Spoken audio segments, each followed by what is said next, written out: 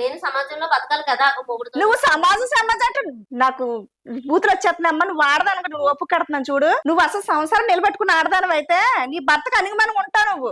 నువ్వు ఈ రోజు నీ సుఖం కోసం నువ్వు బయటకు రాడుతున్నావు. అది ఎంత తప్ప నీకు తెలుసా? నీకు నీ జీవితాన్ని నాశనం చేసిన 10 మంది పరువు తీసేస్తావు. నీ వెనకాల అమ్మ నాన్న ఉన్నారు కదా. రేపు పొద్దున మీ అమ్మ నాన్న చూస్తే ఏమనుకుంటారా? రేపు పొద్దున మీ అమ్మ నాన్న పరువు ఉంటది అనుకుంటున్నావా? అలా పొడుగు పోకూడదనే కదా మేడం ఆయన పట్టుకుని. ఏంటి పరువు కాదు. ఇప్పుడు మీరు ఇక్కడ దాకా వచ్చారు కదమ్మా, మీరు ఇక్కడ దాకా వచ్చారు కదా. ఈ రోజు నీ భర్త అంత పచ్చిగా చెప్తున్నాడు కదా.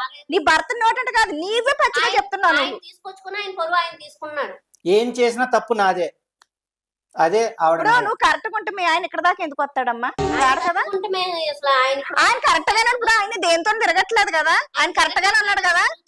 అదే నీకు సిగ్గున్నా నువ్వు ఆడదాని వలన అలా చెప్పడానికి అంటున్నాను నేను ఆడదాన్నే మేడం. నువ్వు ఆడదాను కాదు, నువ్వు నిజంగా అనకూడదు కదా. మీ ఆయన గారు నువ్వు కామ పిశాసమే. నువ్వు ఆయన నన్ను ఏం చేయట్లేదు కదా. ఏమి చెయ్యపోతే అమ్మ నీకు అదే ఉండాలి, అదే జీవితం నీకు. నీ వెనకాల నీకు అన్న తప్పులు కానీ ఇంకెవరు లేరా?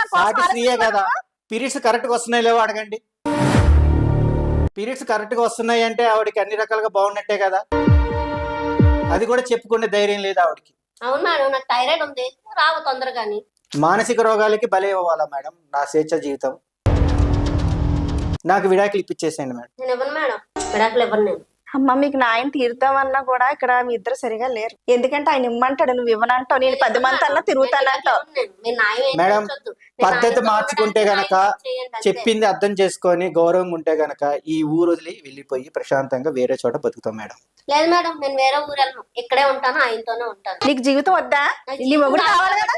మొగుడు కావాలంటున్నాను కదా నేను. మరి మొగుడు కావాలంటారు. మొగుడు ఎక్కడ పడితే అక్కడ ఉండాలి. లేదు మేడం, మొగుడు గుడిసెలో పెట్టినా ఉండాలి, ఎక్కడన్నా ఉండాలి. మొగుడు అక్కర్లేదు మేడం, మగోడు ఉంటే చాలు. మొగుడు కావాలి మేడం. ఏంటమ్మా నువ్వు ఏం మాట్లాడుతున్నావమ్మా నువ్వు? ఈమె చూస్తే మరి పచ్చిగా మాట్లాడుతుంది. ఈయన చూస్తే ఇమ్మంటాడు, మళ్ళీ ఈయనేం కాపురం చేస్తానండి. అది గ్రేట్ అమ్మా. ఏ మగోడు కాపురం చేయడం, ఒక ఆడది చేయమనండి, కాపురం చేయమనండి.